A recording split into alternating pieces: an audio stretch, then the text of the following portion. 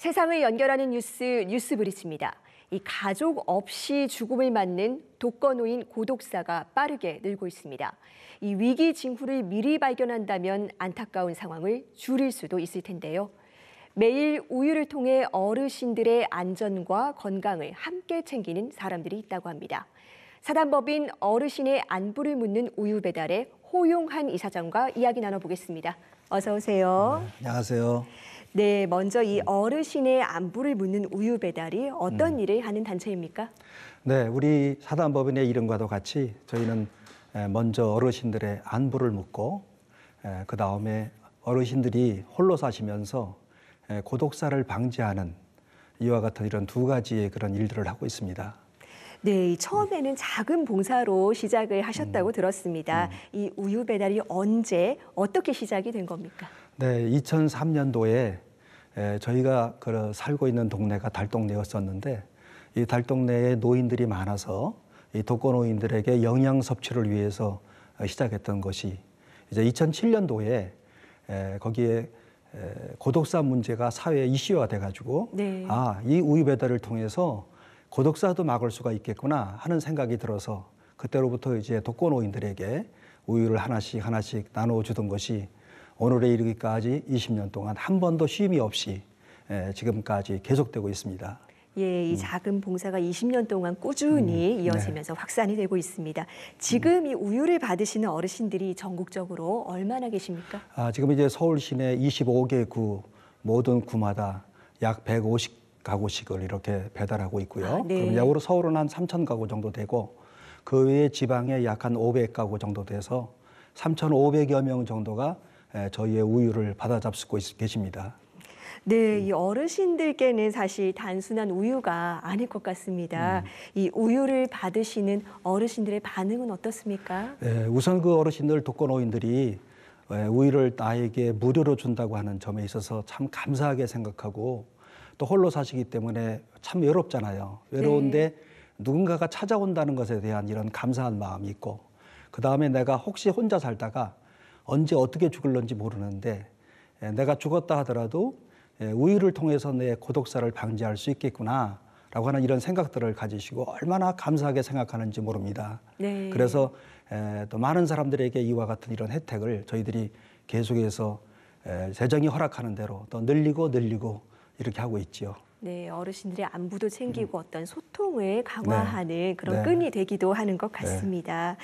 우유를 배달하면서 파악할 수 있는 어떤 어르신들의 위험 신호도 있을까요? 네, 가장 중요한 것은 이제 우유를 배달해서 우유 주머니 안에 우유가 2개가 그대로 있으면 그 다음 날 이 어르신들은 둘 중에 하나일 겁니다. 하나는 요양병원으로 가셨다든지 하나는 아니면 고독사 하셨다든지 그래서 우유 주머니 안에 우유가 2개 있는가 없는가 이것이 가장 중요하고 그것은 다시 말하면 우유를 독거노인이 가져가셨나 안 가져가셨나 안 가져가셨을 때 바로 이와 같은 이런 한 신호가 오는 거죠.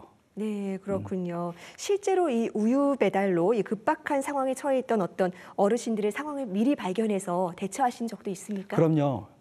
요즘 사회 같은 경우에는 많은 사람들이 이제 나이와 관계없이 고독사 하시는 분들이 많이들 계시는데 저희들이 이제 우유를 배달하면서 특별히 이제 사람이 심리적으로 설명절이라든지 또 추석이라든지 이런 때가 되면은 사람이 자기가 살아왔던 그런 삶에 대한 이런 생각들을 많이 하는데 특별히 그런 시즌에 관련해 갖고 사람들이 많이 고독사를 하셔요. 네. 참 보면은 불쌍한 거지요. 고독사라고 하는 것이 돌아가신 지 3일 이상 시신이 방치된 것을 의미하는 거니까 사람이 얼마나 존귀한 존재겠어요. 그런데 자기가 스스로 죽었는데 그 다음 시신을 처리할 수 없는 형편이니까요. 네. 그래서 최근에도 성동구에서 또 그리고 동대문구에서 강서구에서 송파구에서 서울 시내에서만도 심심치 않게 그 많은 독거노인들이 이렇게 고독사를 하고 계시죠. 그렇습니까?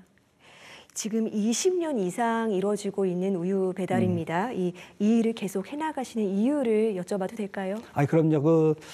우리가 처음에 시작할 때는 정말 따뜻한 마음으로 참 이 사람들이 이렇게 살다가 그냥 자기가 죽는지도 모르고 이렇게 가는구나. 네. 그래서 사실은 사랑의 마음으로 우리가 이렇게 소통이 단절된 이와 같은 독거노인들에게 뭔가 따뜻한 마음과 따뜻한 사랑을 좀 전해줘야 되겠다 해서 시작했던 건데, 앞으로 사회가 점점 이렇게 불통되는 그런 사회 속에서는 저희가 하는 이런 일들이 사회를 이렇게 원만하게 만들어주고, 그리고 또 밝은 사회, 행복한 사회, 그리고 서로 간에 살피는 그런 보듬어주는 사회, 이런 사회가 되지 않을까요? 그리고 또 이것이 어떻게 생각하면 우리가 사실은 기초적으로는 기독교 정신에서 나온 일이기 때문에 네. 이런 마음이 곧 행복을 가져오지 않겠나 해서 앞으로도 계속 하려고 생각하고 있습니다.